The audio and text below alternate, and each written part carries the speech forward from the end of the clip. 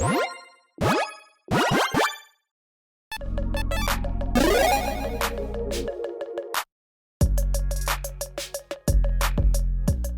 everyone, Mitch coming in from the temporary Commander's Quarters studio. Welcome to the show. Okay, this is getting a bit ridiculous. Leaked cards left and right keep coming out apparently. And I will say that this is an apparent card from this set. It has not been officially confirmed, hence calling it a leak. But yeah, I mean, basically, in my opinion, this seems to be really legitimate. Probably an actual spoiler, one that just has not been confirmed just yet. Regardless, here is the MTG.design version of this, just to make it easier to see and discuss, and with the, translation. So, Solphim? Let's just go with that. Solphim, Dominus of Chaos, 5/4 Phyrexian Horror that costs 2 red. If a source you control would deal non-combat damage to an opponent or a permanent an opponent controls, it deals double that damage to that permanent or player instead. Pay 1 Phyrexian red, discard 2 cards, put an indestructible counter on Solphim, Dominus of Chaos. So, yeah, these, I think they're called like Phyrexian gods, essentially. Now we've seen, well, 1 confirmed, and this would be the 3rd one overall, although it obviously is not confirmed. Essentially, all kind of had the exact same, hey, if you start using Phyrexian mana and, use some kind of an ability, you can actually get, an indestructible counter on me because I'm already very powerful, and now let's make me really hard to deal with. And of course, discarding 2 cards is a very, very, very low barrier to entry when it comes to actually utilizing this effect. I mean, yes, there's a inherent downside to that, but it's very easy to set up. And yeah, essentially for just, 1 mana and 4 life, you can say, you know what?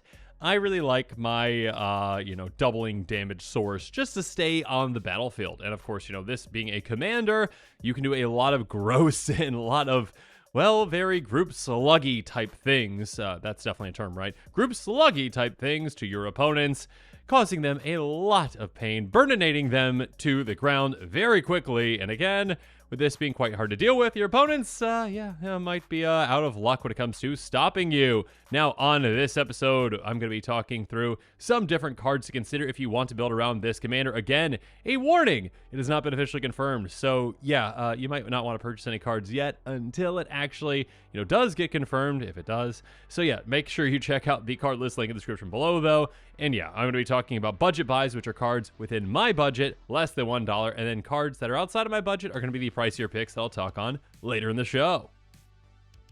First up, I mean, even Lightning Bolt with this is fantastic. Now, Lightning Bolt obviously is great in a lot of formats. Not that it is bad in Commander. I'm not saying it's bad in Commander for all of you Lightning Bolt fans out there. It just gets outclassed by some other things. But with this Commander, yeah, 6 damage for just 1 mana. Yeah, that's something to consider. Basically, you can take out the vast majority of creatures out there, again, for just a single mana, or you can just, ping someone to the face for 6, or take out a Planeswalker. Yeah, you can do a lot of things with this very simple spell. Next up, Acidic Soil. If you want to do a little bit more to everyone's faces, including your own, cast Acidic Soil. Just 3 mana, it's going to deal 1 damage each player for each land they control. You are in mono red, which means obviously you don't have access to the best ramp out there when it comes to land ramp. I mean, you've got Wayfarer's Bauble, of course, which is fantastic, but yeah, you don't have rampant growth. A lot of other players might be playing green, though, so they're going to try to get a lot of lands into play very quickly, and you're going to say, you know what, I'm going to punish you for all this. Take 1. Wait, no! My commander, 2 damage. And actually, you might have heard me just get a bit too excited and launch my mouse across the room, and it hit the floor. So that was that sound right there. Regardless, we're going to keep going. Anyways, Incite Rebellion. For each player, it's going to deal damage to that player, and each creature that player controls equal to the number of creatures they control. This can be a great one-sided board wipe in a lot of situations, especially with this commander, because, well, again, you can make your commander indestructible, and your other creatures, if you have any, might be able to survive because they're only getting 1 damage for each one of your creatures, like this, normally does. You're going to take some damage too, but that's okay. But your opponent's creature is probably going to be so lucky because, again, the damage is going to be doubled for them and the permanents that they control. So, yeah, this, again, can be a great one-sided board wipe that can also dish out a lot of damage while usually keeping most of your stuff safe. Next up, how about repeatable sources of damage? Yeah, these can really dish out the pain throughout the game, like Roiling Vortex. Each player's upkeep, they get 1 damage dealt to them. Oh, and on top of that, if players start casting spells for free, they're going to take 5 damage. Again, both of these will be doubled for your opponents, so yeah, you just take 1. You're probably not going to cast any spells for free, but yeah, you're just going to take 1 on each upkeep. That's fine. On your opponent's upkeeps, they're going to be taking 2, which of course adds up a lot quicker throughout the game. And yeah, if they decide to cast a spell for free, 10 damage to your face. Have fun with that. You can also turn off life gain for your opponents as well just by paying a red, which is fantastic. Speaking of which, Sulfuric Vortex kind of just, takes out that need to actually pay the mana for it. Hey, at the beginning of each player's upkeep, they're going to take 2 damage. So yeah, that's 4 damage to your opponents, just 2 damage to you. And then yeah, if a player would gain life, that player gains no life instead. That's just a permanent effect that's just out there. Hey, yeah, there's no escaping the Burninating. Not today. Descent into Avernus, another great card. If you game your upkeep, you get 2 Descent counters on Descent into Avernus, then each player is going to get X treasure tokens, and it's going to deal X damage to each player, X the number of Descent counters on it. Yeah, this can make things go very, very quickly. Again, this goes from 2 to 4 to 6. Obviously goes quicker and quicker and quicker. And again, it will be hurting you, but only for the exact amount. It's going to be hurting your opponents twice as much. And yeah, it can take them out incredibly quickly. But yeah, when it comes to punishing players for what they want to do, how about mana barbs? Whenever a player taps a land for mana, which is quite common, they tell me, in games of Commander or just in Magic in general, mana barb is going to deal 1 damage to that player. So sure, you get pinged for 1 for each one of your lands. Your opponents, though, yeah, they're going to be taking 2. 2 because your commander says, you know what? I don't like you as much as I like my friend over here. Anyways, Dictate of the Twin Gods. This just, spreads the punishment out to everyone. Flash of a source would deal damage to a permanent player, deals double that damage to that permanent player instead. So yes, this one does impact you. I mean, this is kind of like your commander, but for everyone. So yeah, just doubling up all the damage.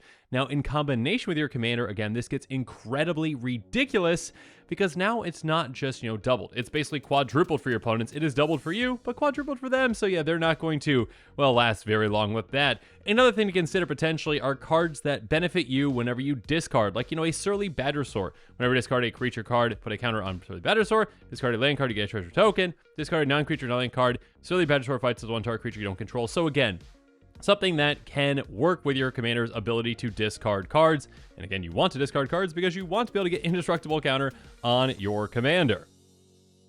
But now when it comes to the pricier picks, again, cards that are above $1 outside of my budget, Price of Progress, a well-named card for this situation. Price of Progress is going to deal damage to each player equal to twice the number of non-basic lands they control. So we're in a monocolor deck, and we really don't have to run too many non-basics. In fact, we really can just run none of them. We can just run all basic lands.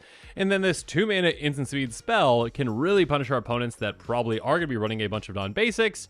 And again, our commander doubling that up can make this, a great finisher in many circumstances, or at least a way to get our opponents pretty low. Speaking of which, Spell Shock. This throughout the game can be absolutely brutal.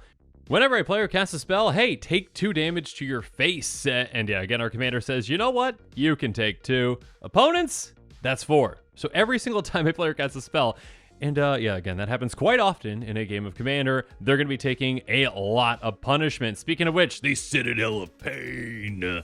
That just sounds kind of like, like a wrestling, like arena, essentially. But yeah, Citadel of Pain. Give each player's turn, Citadel of Pain deals X damage to that player, X the number of untapped lands they control. Hey, control players out there, you like keeping lands untapped, don't you? Unfortunately for you, if you do, you're going to be taking a lot of damage. Again, twice as much for each land. And yeah, we're going to be fine just tapping out. That's going to be fine with us. Or, if we need to keep some mana up, that's okay. We're only going to be taking 1 damage for each land. And that's a lot better than 2. So yeah, make sure you rub that in your opponent's faces. Next up, how about a more expensive mana barbs in a way? Burning Earth is actually getting quite expensive. I think it's never been reprinted. It's around like $5 or so. Reprint it, Wizards. Group Slug is definitely a very friendly strategy that everyone loves. Anyways, Burning Earth says whenever a player taps a non-basic land for mana, Burning Earth deals 1 damage to that player. So again, this might not affect us at all. We can just be completely unaffected by this if we run all basics and we're just like, yeah, that's fine, whatever. I'll just keep tapping lands. And then your opponents are like, oh no, I have a very tough decision to make because if I tap this one land that I absolutely need for mana, I take a lot of damage. Furnace of Wrath, that can make it even more damage. If a sorcery deal damage to a creature player deals double that damage to a creature player instead. Basically, again, Dictate the Twin Gods without the flash. So yeah, again, you adding more and more of these, doubling effects to the deck, to the game, can really get things going, can make things go absurdly quickly, and you're always going to, again, have some kind of a benefit over your opponents because you're going to be taking a little bit less because your commander is going to only double up for your opponents.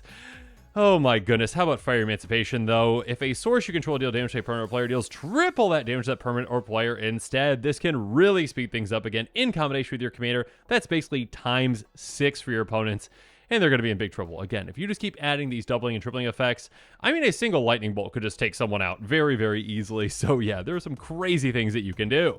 And yeah, don't forget about Torbran, Thane of Red Fell. Loving the ability to add some additional damage as well. Hey, if it's a red source you control, deal damage to an opponent, or a permanent opponent controls, deals that much damage +2 instead. I believe the way it works is like this. And please correct me below, rules lawyers out there in the comments below. But yeah, let's say you lightning bolt someone and you've got your commander in play and Torbran too, okay? So you lightning bolt someone to the face, because that's fun, right? So I believe the way it works is you would actually multiply first and then you'd add. So it would be, what, 3 × 2 + 2. So that'd be, what, 8 in total? Let me know in the comments below. I think that's the way it would work. I don't think you get 12 damage. I don't think you double then, or you add the 2 then double. Actually, it'd be 10. Regardless, math. Let me know how it works completely in the comments below, please. One that I do know really works, though, is Heartless and Izuku. Tap, it's going to deal damage to each player equal to half that player's life total, rounded down. Here's the thing, opponents. If I deal half the amount of damage of your life total to you, and then my commander doubles that, that would be your life total. You're gone. I'm alive because it's only dealing half to me. My commander's not doubling that up. So yeah, that is a fantastic combo you can take your opponents out with. And of course, Heartless Hitotsuku is a legendary creature itself. It's going to want this new doubling effect in that deck as well. Another card that you definitely want to consider if you got the budget for it, though, is Neheb the Eternal. Beginning of your post-combat main phase, you're going to add red to your mana pool for each 1 life your opponents have lost this turn. That's going to be a ton. Again, just even with, those cards that just deal damage to all of your opponents, right? Incite Rebellion, those kinds of cards. Hey, I spent 6 mana on this. Oh, it just generated me, like 30 mana. Cool. Good investment right there. Then you utilize it for other things to burn your opponents to the ground. But again, I do want to reiterate, please, please, please do not go pick up cards just yet for this commander. Because, I mean, it very well might not be an actual card. It does seem to be very legitimate. You probably should wait, though, to make sure that is confirmed. I bet it will be confirmed because, yeah, this seems very legitimate. And, yeah, make sure you check out that card list link in the description below for the cards I talk about in this episode. But, yeah, another fantastic damage doubling effect, another fantastic group slug commander, and one, again, can be really hard to deal with because it's going to be very easy for you to get the indestructible counter on it to keep it around. And with that, today's episode is coming to a close. So, yeah, let me know what your thoughts are on it in the comments below. And of course, as always, thanks again and have a good one. This show and episodes like this one are possible thanks to viewers like you. If you're looking for an easy way to help support this show, make sure that you like, share, and subscribe. Also, hit that bell notification icon so you don't miss any new episodes. You can also go check out our playmats and other merchandise at thecommandersquarters.com. We also have a ton of brand new t-shirt designs in stock, so make sure you check out those as well. Another easy way to support this show is with our TCG Player affiliate links. So whether you're buying a deck or individual cards, you can use this general link right here or one in the description. And the final way that you can support this show is by supporting us directly by becoming a patron. There are many benefits to being a patron, and I truly couldn't do this without all of their support.